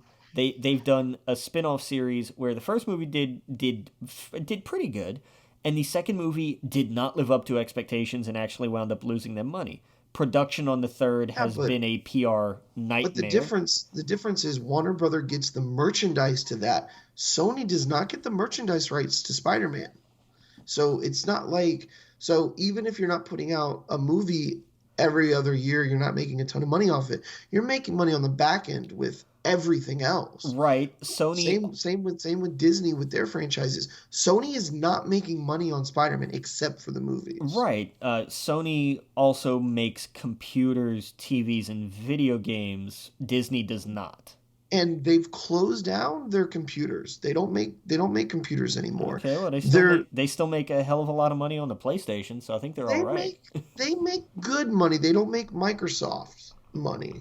That's the problem, is that Sony is not a studio, or Sony is not as big as something like Microsoft. They're not as big as someone like Disney. And Well, again, Microsoft gives away Windows for free now, the same way that Apple does their OS, which is fine. I'm all for that. oh yeah, Um, but I get Microsoft's making money. Cool. Microsoft doesn't make movies and TV shows. Like there's not. but we're talking billions to millions though, where it's different. They're on a completely different level Yes, when Sony it is a comes to the much money. bigger company than Microsoft and does a lot more things. No, no, it doesn't. Microsoft is way bigger than Sony. Microsoft doesn't make TVs or movies. No, but how much are they worth? Well, let's see. How much Sony. is Microsoft worth? How much is Sony worth? Okay, let's see. Sony, because I have Sony's entire corporate, what have you, their total, Sony's total assets as it stands, come out to about $240 billion. Yes, and Microsoft is 2 trillion. It's a major difference. Yes, Microsoft does like three things though. Sony does so much more. And Yeah, if you and that's why they're closing their groups. They're closing their computers down. They Microsoft's total assets, mhm. 301 billion. So no, Their not a market giant. value is their market value is $2 trillion. Okay, well I don't have Sony's market value here in front of me. Yeah, So that I will look up. Because if that's the metric that we're going to use, yeah. Their I will market look value at is 2 trillion. Sony's Microsoft market value. Oh hell, don't give me the stock. I'm not doing that math. Microsoft nears 2 trillion market value, second to only Apple. It's a different size of a company when it comes to how much money they make and how much money they have in reserves and what they can make mistakes on and what they can't make mistakes on. Apple can fail for the next 20 years and they will still be around. Same with Microsoft. They will fail. They could fail over and over and over again. That's why they can put out consoles and they fail and it's a little okay. And that's why they buy 20 studios in one year. And Sony cannot afford to do that. Sony is closing down divisions because they are losing money. The only place Sony is actually, I think, making money is Spider-Man movies and the PlayStation. They don't make any money off the PlayStation. They make money off the software. So again, it's different. It's that's why when I see those rumors, I actually believe them I because I could see why Sony would want to get rid of it. I don't for a second. No, I don't believe that for a minute. I think you're underselling the profitability of Sony's movies. I think no, they're not blockbusters. I am under no delusion whatsoever that they don't have those kind of tentpoles. I agree. mm-hmm. I concede that point 100% because it's absolutely true. But that doesn't mean that they're not making money. No, they're not making Disney money. They're not making Universal money. But they're Right. not constantly tanking on their productions either. It's not that the way you're making it sound is that if Sony doesn't have Spider-Man, then they don't make any money on any movie ever, and they have to close. I think if Sony did not have Spider-Man, they would absolutely have sold their studio 100%. I completely disagree. It's not profitable for them, especially right now. I They would be harboring. They would just be losing money constantly. I completely disagree with that. No, you think they would get by without Spider-Man? Yes. I think that's the only reason they still have their studio. I disagree. I disagree entirely. Well, we stand disagreed. Yeah. We'll put up the Civil War logo. I think Right. I think Sony's profitable. I think they go bankrupt without Spider-Man. Boom, Civil War. There you go. Exactly. And I love my PlayStation. I think it's great. I think they do a great job. And honestly, I think I think what really saved them, honestly, is Into the Spider-Verse. That was such a beloved movie. Oh, no question. Oh, yeah, no. Yeah. It made them a ton of money. Venom actually being profitable, really profitable, was great for them. Yeah. But a little surprising. Like, not gonna lie. Yeah. And I think that those are some of the bigger reasons why Sony hasn't sold it. But we'll see. I guess I don't know. I guess we'll see. Over the next year, we'll definitely find out if there will be any crossover, because all of these movies are coming out. We got Venom. Here's something that I forgot that Sony had the distribution rights to, at least up till currently. It's a little up in the air after that. Bond. Did Sony forget that they had that too? They might have. Yeah. Honestly, I know that. Wait. So, what was the rumor that they were going to sell to somebody? Who? The Bond rights. The Bond rights were going to go somewhere, right? Well, Amazon bought MGM. That's what it was. Okay. But the Bond rights are a unique case, because the Broccoli family and their company still has control, more or less, of Bond. It's why we only have a Bond feature film. I'm sorry, I'm such an idiot. I thought of people that looked like broccoli when you said the broccoli. I know, and it kills so me funny. that they didn't lean into that more. But anyway, sorry to mean to derail it. They basically have final say on who gets what and can do what. It's why we did not have and will not have like a James Bond show or James Bond spin-offs. Yeah. Like, they have been concrete in, no, there will be a Bond movie, period. That's it. That's what you get. Yeah. Okay. So that's been a thing. Now, going forward, I do not know, because I don't know, again, how those rights have worked. They've been places in the past. I would love to see, and I'm trying to look here and see if I can see, like, where did the rights go. But I'm having trouble finding it, because of course I am, because it's an absolute cluster of trying to figure out where all this mess goes. Oh yeah. But that was another thing that Sony had, at least for a time. I don't know about. Yeah, see, that's the thing. I did think of Bond when I thought of Sony, but I remembered that Bond is not under Sony anymore. So that's why I'm just like, they have Spider-Man, and that's their thing that's keeping that studio alive. But you know about this stuff more than I do, so I take your word for it. But I just can't imagine a studio. I think nowadays, a while ago you could get away with it, but I think nowadays you have to have at least one cash cow. You know, Universal has a couple, right? They got Jurassic Park, they got Fast and Furious, they got Minions. Minions is where their merchandising money comes from right now.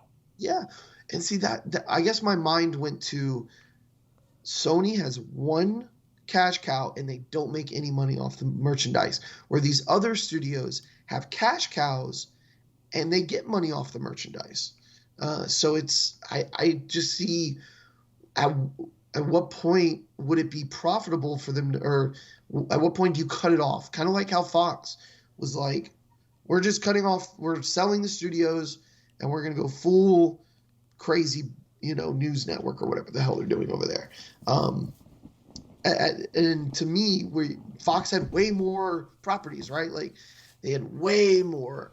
So I don't know. They had way more properties, but their big properties tanked. Like their X-Men movies were not profitable.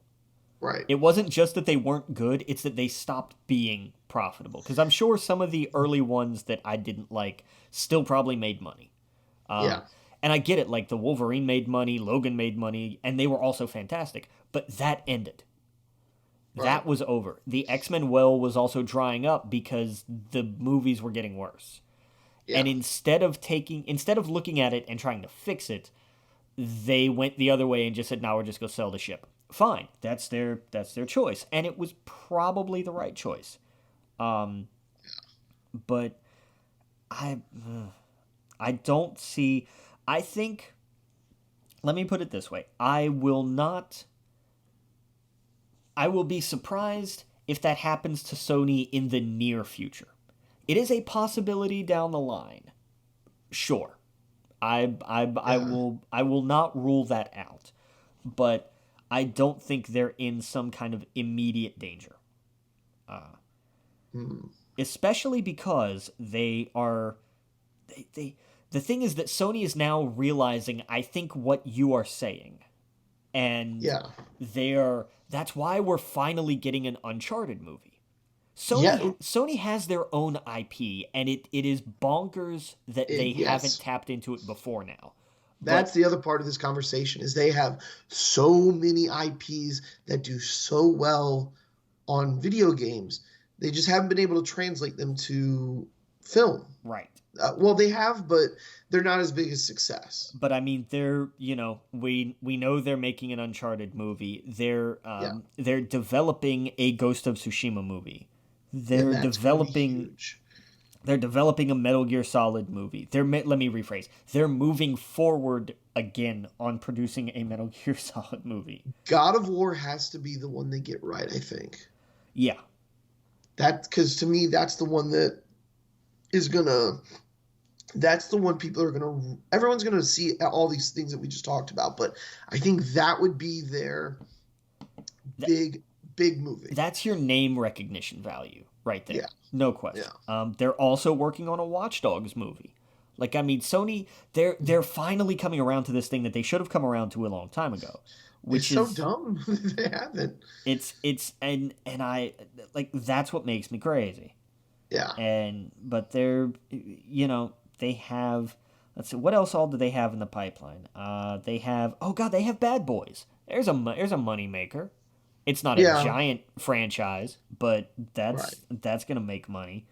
Bad Boys could be their Fast and Furious if they really wanted to make it like that. Yeah, but that's up to, that's up to Will Smith and Martin Lawrence. Like, what do they want to do? Oh, could you imagine a Bad Boys Fast and Furious crossover? Oh, God, don't get me started. I would love that. Don't get me started. Dude, when the rumors about a Jurassic Park a Jurassic Park Fast and Furious crossover happened, I loved it. I love that idea. That's fair. I am down for them dropping off the crew on an island full of dinosaurs. Like, sign me the fuck up, because life is short. You got to enjoy it, and stuff like that seems like super fun. Yeah. Yeah. I don't know. But let me go back through, like, they have, so Columbia Pictures, which is technically what Sony distributes through. Because it's what they were actually founded as. Columbia was actually the studio before it became Sony. Some of the stuff that they've done in the last 10 years. The Karate Kid reboot, which was good and made money. Grown Ups, which, say what you want, made money. Eat, Pray, Love, which made money, and especially on not just box office, but movies like that, which you don't see a lot of anymore. That sort of mid-budget kind of film that we always talk about doesn't really exist much anymore because it doesn't. Those kill in ancillary markets. You will see that run on, TBS and FX and all that kind of stuff. The TV deals are still worth a lot of money when it comes to that. The Social Network. What else have we got here? Because I'm trying to look at things that aren't terrible. And any studio's list, you're going to have, it's going to be unfortunate. Because there's a lot of remember Moneyball? Like, that was not all that, there's your, kind of art film. That and Ides of March, another kind of art film. But again, they have things, not big things. Again, I'm not arguing with that. The Girl with the Dragon Tattoo, The Adventures of Tintin, 21 Jump Street. There was a franchise that was a thing for a bit. Yep. Men in Black 3, Total Recall, Hotel Transylvania, Skyfall, Zero Dark 30, Django Unchained. They've got Tarantino. Sony has Tarantino. Yeah, and Tarantino's making one more movie. Yeah, well, so he says. No, I really think he's going to call it quits movie-wise after that. So he says. I'll believe that when I see it. I don't know. Everything I've seen him talk about it makes sense. He says he doesn't want to be one of those directors that fails. It does really good, and then fails, and then constantly tries to make something to make up for it. And he picked a number, and he wants to quit then. So, and he also wants to raise his kids. So I see, and that's fair. And I'm not sitting here going, no, it's not going to happen. I'm just taking it with a healthy dose of skepticism. I see him being more of a writer because he can do that at home, right? Sure. Or obviously producer or something like that. You'll see produced by Quentin Tarantino. It'll have nothing to do with him. Yeah.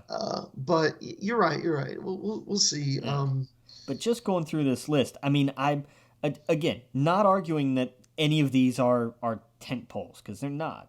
But Sony still has things. They are not just awards movies, but I mean, talking about things like everything from American Hustle to The Equalizer.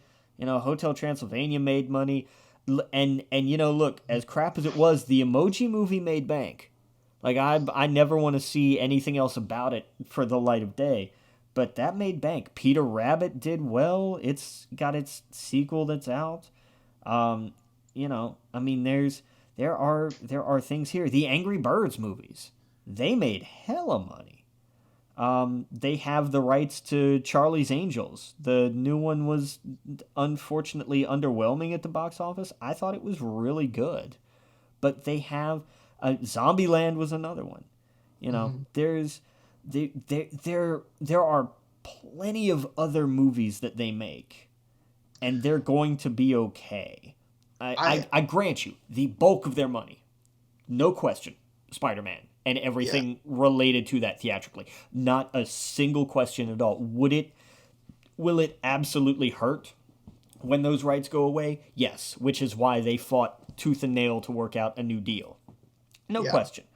But I don't want that's the other thing is I don't want them to fail. I want them to make a lot more movies, especially they have all of these franchises and they do good even if it's not a franchise. Like there's plenty of Sony Pictures movies that are awesome that I want them to continue to make great movies. But when I'm looking at the landscape, I'm like, why are you it just doesn't feel like there has been a lot recently. Well, and it's because not everything is wildly Sony branded. The same way that everything that is Disney and Marvel and Universal and Warner Brothers, especially, they slap that logo on everything.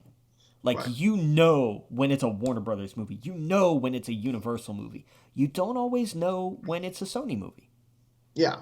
And I don't hate that, but I think that's part of why it doesn't seem like they're as big as they in fact are, because they don't stamp the hell out of, you don't see a Sony Pictures production on everything. That's true. That's true. But they, they did sign that deal with Netflix. What, for however the hell much for their first run deal. So that's, that's money they're making. They just sold Hotel Transylvania 4 to Amazon for $100 million. Wow. They said, look, we recognize that Adam Sandler and Kevin James bailed on this project before it was made, and it was kind of Adam Sandler's newest animated franchise. And without him, why did they bail on it? Do what? Why did they bail on it? I don't know. They just said, no, we're not going to come back for a fourth one.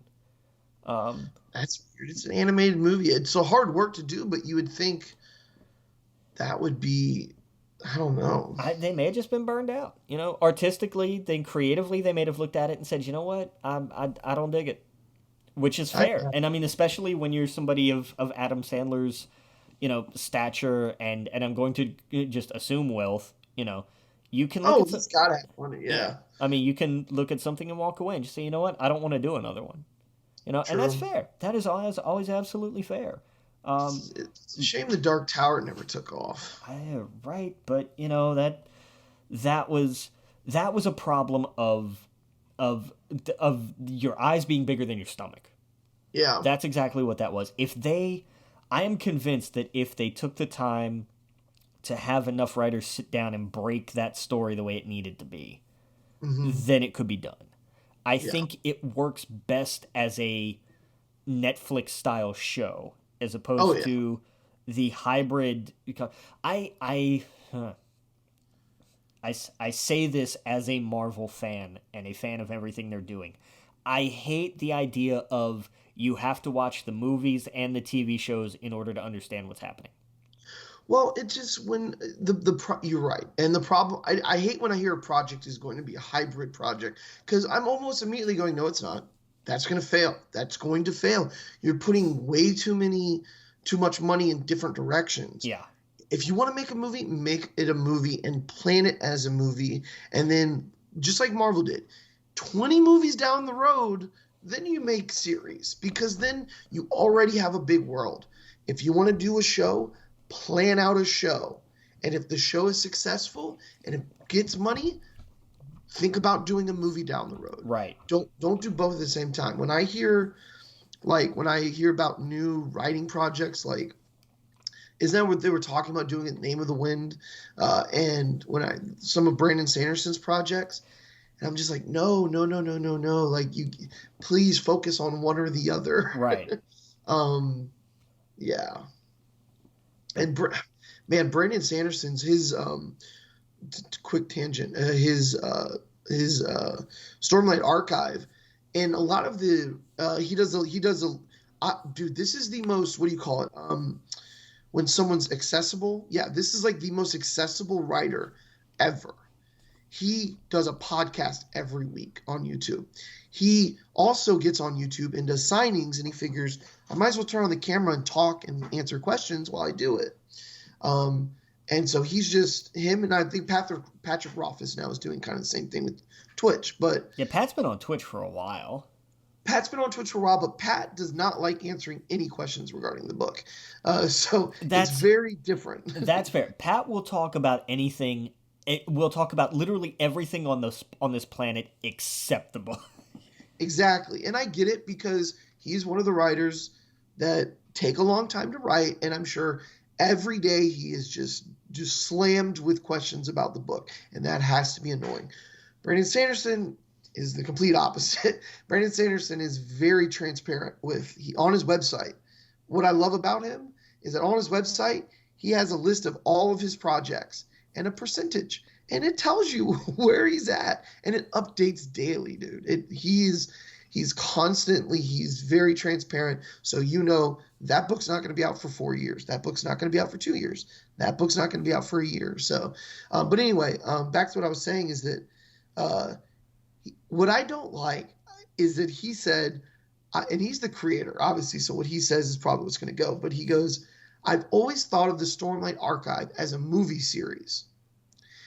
And the Stormlight Archive is gigantic books. that I don't know if you can tell in a movie.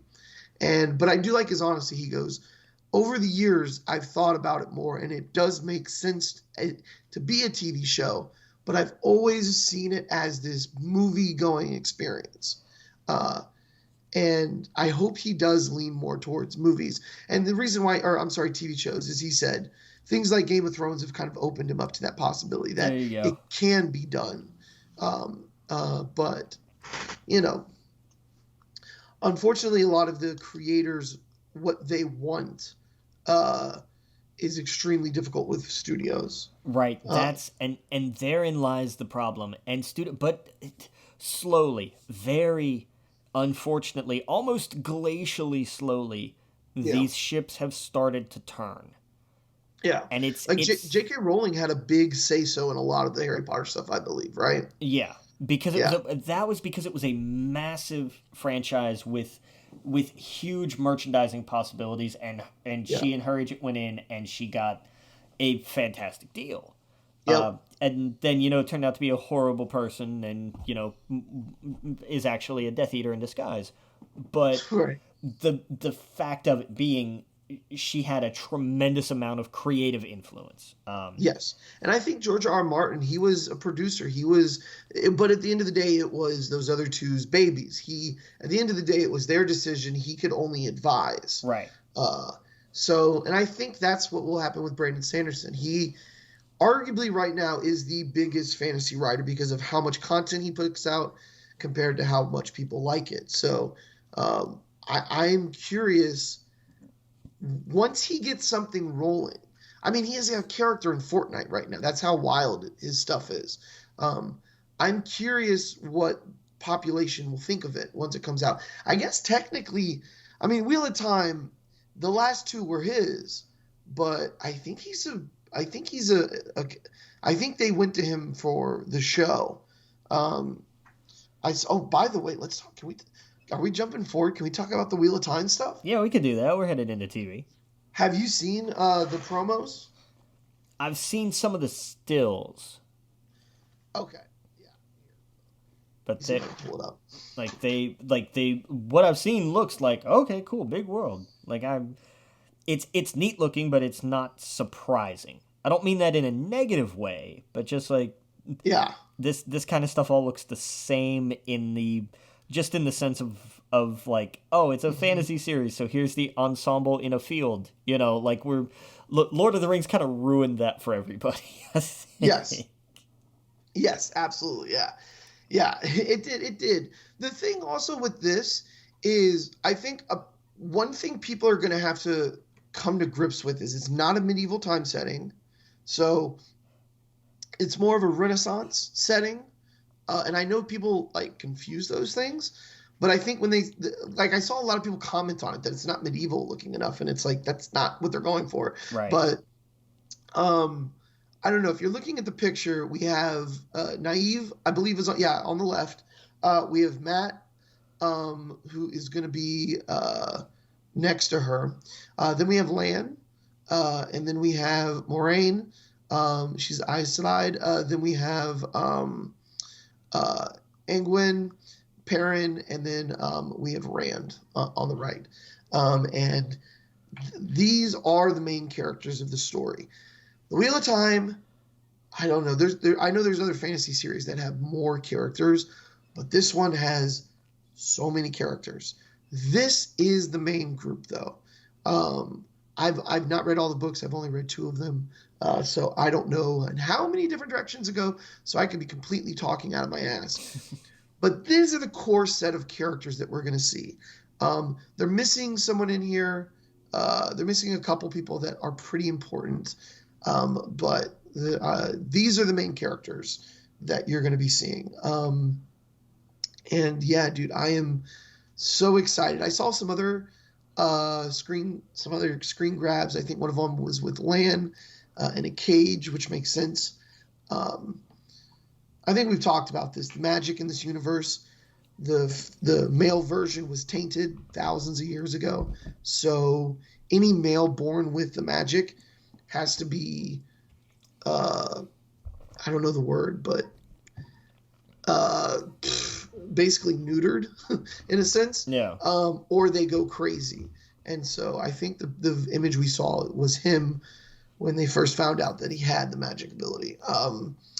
But yeah, dude, I can't wait for people to find this and enjoy it. And I think one of the images had Shadar Logoth, which is a place in the story that's not that much in the book, but it's an important events and stuff that happened in the series. So, yeah, dude, I'm excited. My only issue with some of these is it looks very like they don't actually look like screenshots from the show. It looks like very staged. Here's our ensemble cast. Yeah. Well, and some of them are. Like, you're going to get some of that where it's very, very specifically for promotional material only. Yes, yeah. Oh, yeah. And this is Entertainment Weekly. So, they chose those shots. And, yeah, so we'll see. And some of the CGI in the background looks good, but I'm a more fan of the practical. But I know that I'm nitpicking, and there's not much I can do about that. That's just the cost of making a TV show. Yeah. So, but yeah, dude, I am fucking pumped. That's going to be out in what, a month or two? Wait, when does? I'm sorry. No, November, right? Okay, so it'll be out in a couple of months. I think it's November. Yeah, November. So that's going to be exciting, dude. I can't wait for the Wheel of Time. That if it's done right, it could be as big as Lord of the Rings, The Witcher, more like The Witcher. I think it could be that size where people know about it, hear about it. Oh, it's on Amazon. I'll check it out. Yeah.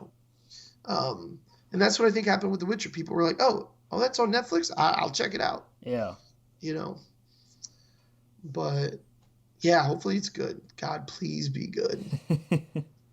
Yeah, I'm trying to find if they have the actual release date in this article. I'm pretty sure it was November. Yeah, I think it is November too. I think last time I looked at their the Wheel of Time website. Let's see here. It says November 2021, so no exact date. Just a month. Yes, gotcha. Just a month. Yep. Yeah. So I'm excited. Hopefully people see it and want to pick up the book. And it's cool because in the image it just looks like normal people or Renaissance people walking through a field, but they're so very different, and the things that happen to them they all have just crazy fantasy things that happen, and that's all I'll say. Right. Just when you think a character's well, that guy is just kind of there, and we don't know that much. Oh, okay, this is a completely different direction, and I like where it's going. So yeah, that's kind of what happens. But it's very cool. It's so awesome. But anyway, Wheel of Time. I'm excited. Yeah. No, I'm looking forward to it. Yeah, I definitely want to read some more before it comes out. Yeah, I still I think I read the first quarter of the first book, so I read 3,000 pages, and those things they're mammoth. They're mammoth, but they're good. I'm not knocking them. They're really good, and they're really well written. But oh my God, are they just thick?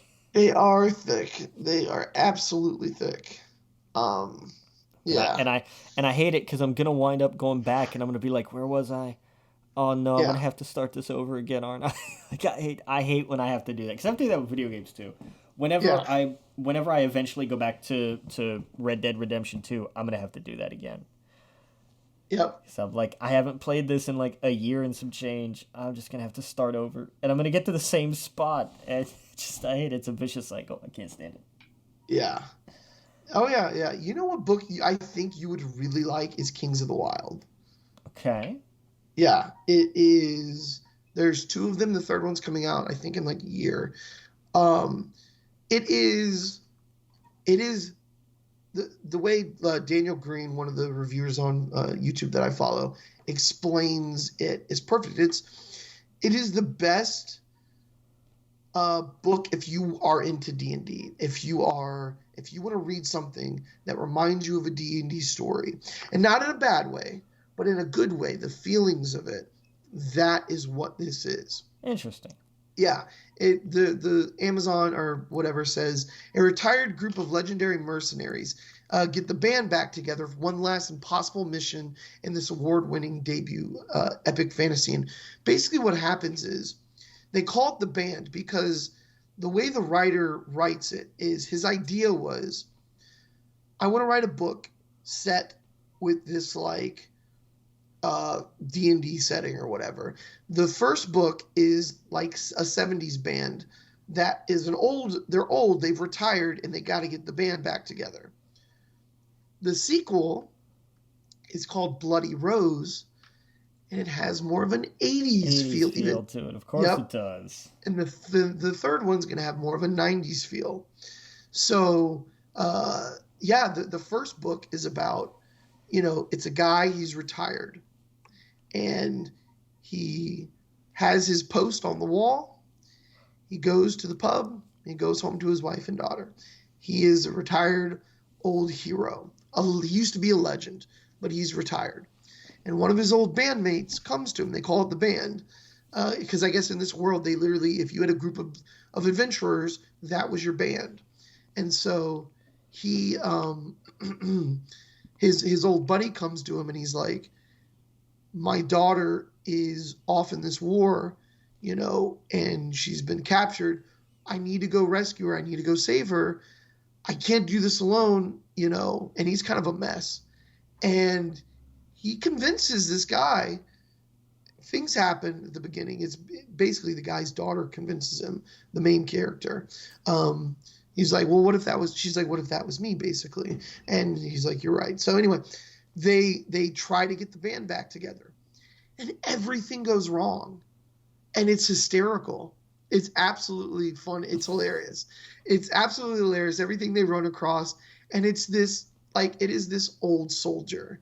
It is these old soldiers that are just like, oh my God, do I have to deal with this? And then they show exactly why they used to be the heroes that they were. And there's moments where they're just like, people realize real quick not to fuck with them, even though everything's kind of going wrong, but it's so good. What I've read of it so far, it's amazing. And it's short too. It's not that long at all. So I would highly recommend it. Okay. So one of the BuzzFeed book reviews says George R. R. Martin meets Terry Pratchett. Okay. That's okay. Yeah. Cause it's funny. It's great. And like the reviewer said that I mentioned earlier, it's very D&D. Me and some of my friends are playing D&D coming up. Oh, do you want to hear my character's background? Sure, go for it. Okay. So it's literally because of this story that I've been reading, I wanted an old soldier, right? Okay. So I am, what are the cat people in D&D? I don't know. I can't help you there, sorry. They're basically Khajiits in yeah, right. In Elder Scrolls, but they're called Tabaxi in Dungeons and Dragons. So imagine an old Tabaxi, an old worn soldier. So the summary of my origin that I guess I'm presenting, we do it next week, which is awesome. But we did all the prep. We did the 0 episode where we get everything ready and whatnot. But once I was a crusader for the House of War, I, Riggs, pledged my life to the Ra of the Divine. But the war changed everything. Ra sent me to save my pride I grew up among. En route, I stumbled upon an injured displacement beast who was surrounded by a pack of blink dogs. I saved Big Tig's life that day, and ever since then, he saved mine. Tiggs and I discovered the camp of my pride the following day. Fortunately, we arrived too late. I discovered it was Ra was the one who ordered the use of swamp gas, destroying my pride in the process. Now I'm a mercenary killer, one of the infamous members of the Kanji Club. I stole that. And I swear by my 9th life, Ra will pay for what he did. That's my intro. Yeah, fair enough, man. I still Kanji Club, though. I looked up Ra because I was looking up cat gods. Yeah. And Ra came up. It's not a cat god, but I was like, that's a cool name. But yeah, so I'm Riggs, and Big Tig is my displacer piece, and I just thought it would be a cool old soldier. Like I'm even like in the D&D campaign, I have like wounds I took arrows literally to my knee and to my to my chest.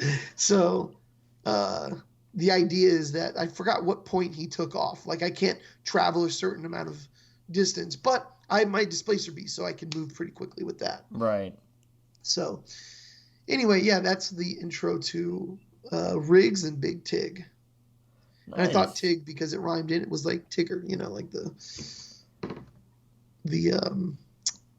Winnie the Pooh. Yeah. But anyway, that's my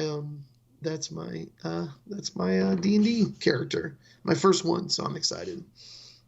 Nice. Very cool. Very cool. Yep. Have you ever done D&D? I have not. Because I can't get through. I can't get through the idea of it would take me too long to create a character. Really? And I've never found a group, because you have to have a group that you gel with. I am I am not a big participator. Like that's okay. the reason I haven't done D&D is primarily me. Gotcha. But that's, I've never bemoaned that. I've never been like, oh, nobody wants to play D&D with me. I was like, that sounds interesting, and I like. Every once in a while, I'll pick up a D&D podcast because the adventures are interesting. Mm-hmm. But I would, yeah. I really like reading. I don't like being in the story. Like I enjoy the stories, and I don't know. I feel like I would either have to be a spectator or a DM. I don't think I would be particularly good as a DM. You're pretty creative. I think you're underselling yourself, dude. Potentially, but I have to admit, sitting down, I thought of that story in about 30 minutes or an hour to type it up, right? Fair. And I sent it to my friend. And it was the most creative thing I've done in a long time. Because I was like, I was just thinking, like, what could I be? I want to, because I'm a ranger, right? And I have a beast class. So I was trying to think of how I would explain my story in a short amount of time of how I came across this and who I am and whatnot. And I thought the Old Soldier because the book I'm reading, and Kanji Club just because I was trying to think of like a cool name. And I was like, I love Kanji Club from Star Wars. And it was so much fun. And I can't wait for my character to die. I can't wait. I hope my character dies at the end of the story so I can create another character. That's how much. And we haven't even started, and I'm just having fun with that. I can't even imagine being a DD, coming up with an entire story, an entire world, and putting, you have to think of all these different scenarios of if you're going to put characters in there, what's their backstory? Why are they there? What kind of questions would they ask, and how would I respond? You can't think of everything, obviously, but you have to kind of you literally become a game developer for like a whatever. And I think you would like it. You're always welcome to join us. We're just starting our campaign, so probably not this one, but if you ever wanted to, you could just reach out and I'm sure we could fit you in. Yeah. And I'm sure we could fit you in the middle of it. We would just stumble upon you or something. Right. But you're always welcome. I appreciate it, man. Thank you. Yeah. Oh, yeah. Our group is super chill. We do it over Discord, and we use a site called roll20.net. If you ever wanted to see what it looks like, it's what all the Twitch streamers use. Right. And it has the official Pathfinder, Dungeons and Dragons, Call of Cthulhu, all of that stuff. It's got a Dune one as well. So like, our dungeon master, this is what he does for fun. He has like 3 or 4 different campaigns going a week. Yeah. So he loves this stuff. So for the last couple of weeks, he's been coming up with the story, putting the artwork together, he's going to have it all lined up or whatever. And he's kind of thinking of what scenarios he's going to put us in.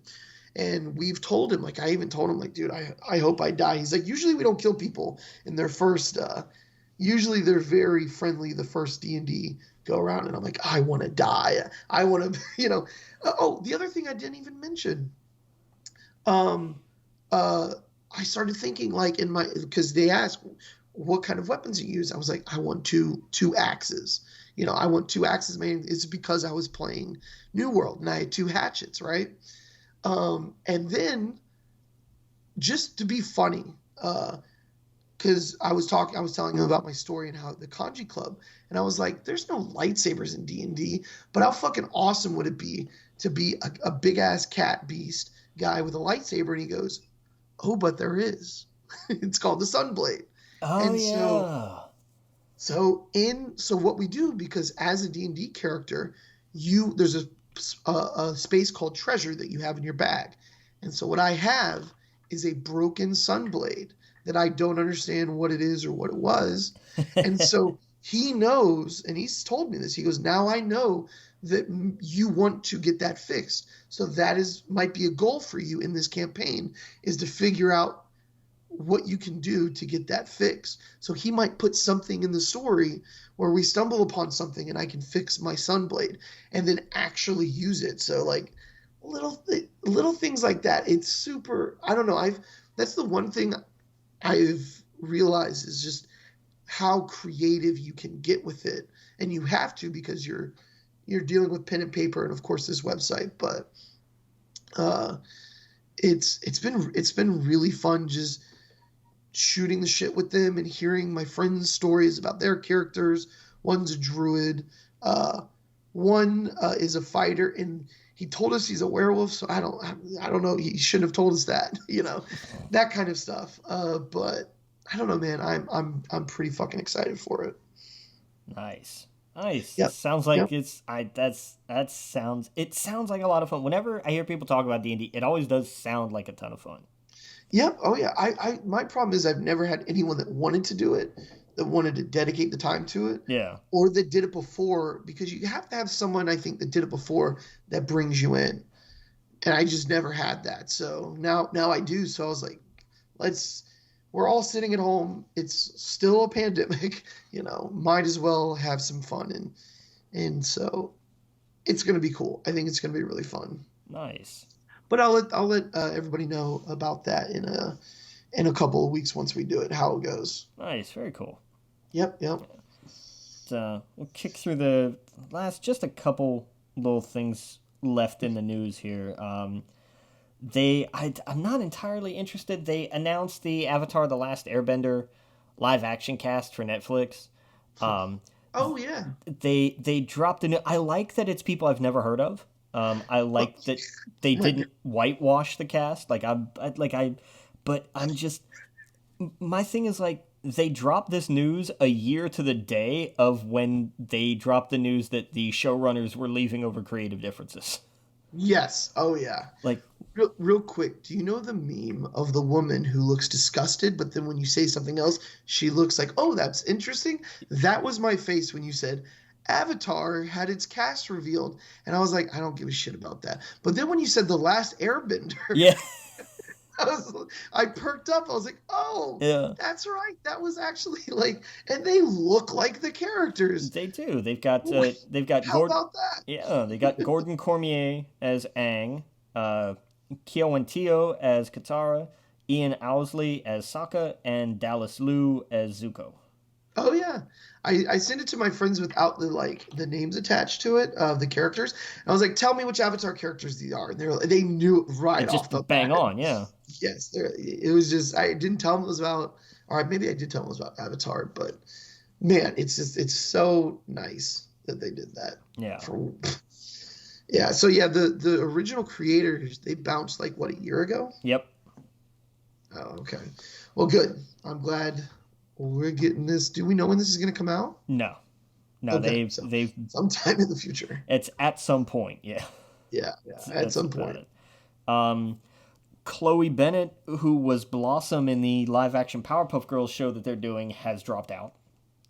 Okay. They did the pilot. They filmed and made the pilot and screened it for the CW, and apparently it did not go well. Oh no. So they're going back and redoing the pilot, and for whatever reason, Chloe Bennett said, "You know what? Nah, I'm out. Bye." Oh wow. So that probably means this will not be seeing the light of day, because it's Oh been my god. it's had one problem after another since it was announced, and especially if the pilot went bad, and now you're Mm. losing one of your leads. Like, I don't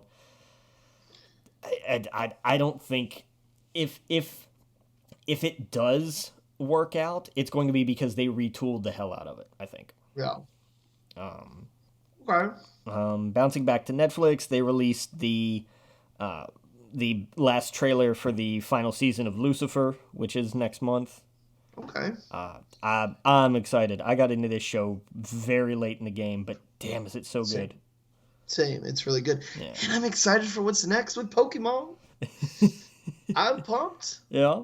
I Yeah. can't wait, dude. Um, they also announced, remember they're doing a Wednesday Addams themed live action Addams Family show. They're focusing it on her. They have cast two of the other Addamses. Catherine Zeta-Jones is Morticia, and Luis Guzman as Gomez. Okay. I love it. I think it's I great. dig it. Luis is a character, and Oh, he I'm is. down. Like, I'm okay with that. I think it'll be good. Absolutely.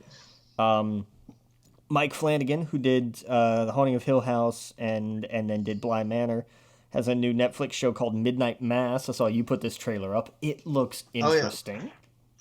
Oh yeah. And then, in just weird-ish news that I forgot was a thing, the second season of Animaniacs got a trailer and is coming November 5th to Hulu. Oh. Okay. Yeah. We talked about they delayed New World a month to work on making it the best game it could be. Yeah. Oh, Gamescom. Xbox is doing a thing this coming Tuesday at 1 p.m. Eastern Time. Okay. So that's going to be a thing. Mm-hmm. But so that'll be interesting. There's probably not going to be a lot of new stuff. I imagine a decent bit of Halo and Yeah. I don't know, maybe a little bit of some other stuff, but not.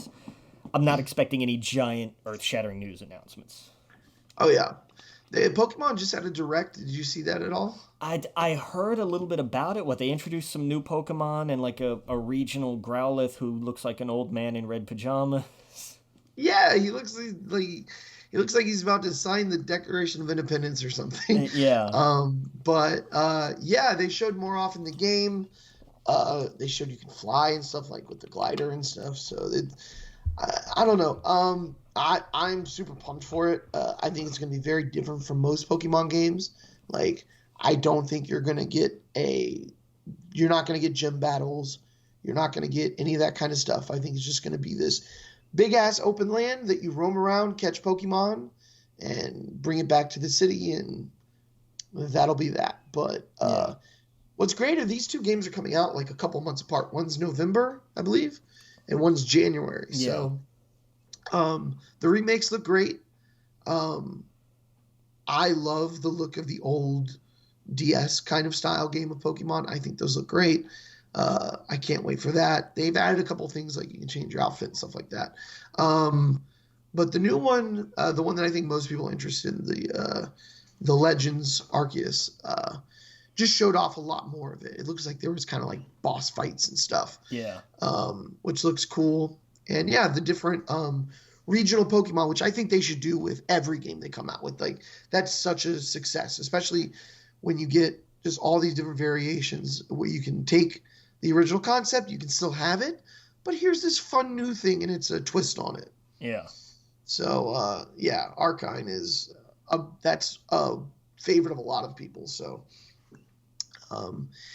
yeah, dude, it looks fun. And of course, you have a lot of people who, understandably so, think the game looks like a PlayStation 3 game, and they should. I don't know. I don't know what people were expecting. At this point, you've got to expect this kind of stuff. Very slow.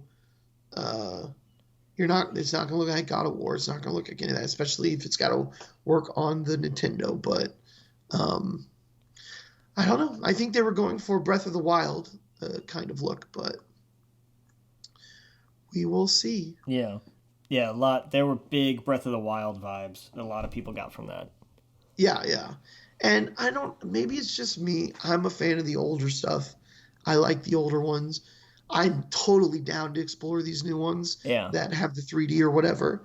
Um, and my biggest complaint always is that we can't play the older games on the Switch. I Right. hate that. I fucking hate that. Because then my complaints would completely go away. Because then I would have my cake and I can eat it too at that point. There you go. Yeah. But anyway, that's what the Pokemon Direct was all about. There was other things, but I'm gonna try the Unite this week, which is the MOBA. Oh, yeah, Looks okay. cool. Yeah, tell me how that goes. Yeah, I want to get unlock the pool set for Snorlax. Yep. So cool. But, Anyway, yeah, I think that covers everything for the week, I think. In the last Yeah. couple weeks, it covers everything for a couple weeks anyway. oh yeah, yeah. I think they showed a trailer for Why the Last Man. I don't know if we talked about that. Oh, no, we didn't. I did not. I forgot all about that. It looks good. Looks like Why the Last Man. Nice. Yep. It's going to be interesting to see how they incorporate the idea of being transgender into this show. That's what yes. And And there's the one thing I'm afraid of is how Republicans are going to run away with this show yeah, well, they and have all the wrong takes. boo-hoo. Yeah. But yes. Yeah, it's definitely going to be interesting. I'm so looking forward to this. Yeah, it's because that's been a long time. Like this has been in development for what feels like 15 years. Oh yeah, I feel like we've been hearing about this since I got back into comics years ago. Yeah. And Why the Last Man is always one of the books that people always recommend when they say, I'm getting superhero fatigue in comic books. What else should I read? Why the Last Man is usually one of the ones where they're like, hey, read this. This is good. Good story, good writing. Yep. Yep. So that is good. I think that's all the news. Is there anything we forgot to talk about watching wise? Covered Jungle Cruise. Covered no. I don't have anything I can think of off the top of my head. Yeah, me either. What? Oh, I'm going to start White Lotus. Okay. This week. I hear people keep telling me to watch this HBO show called White Lotus. Yeah. I watched The Faculty over last weekend. Okay, there's a poll. All right. I forgot how many people are actually in it. That's fair. Yeah. Like Elijah Wood, and, Usher shows up, and Jon Stewart, and I was just like, I completely forgot how all these people are in it. But anyway, I think that'll do it for us. We'll be back next week. Make sure you go to We Geek Podcast for our Facebook. You can email us at wegeekpodcast@gmail.com. We Geek Podcast Twitter. We are on YouTube. We are on Spotify. We are on Pandora. We are on everything. Apple, Android, and we will see you guys next week. Captain.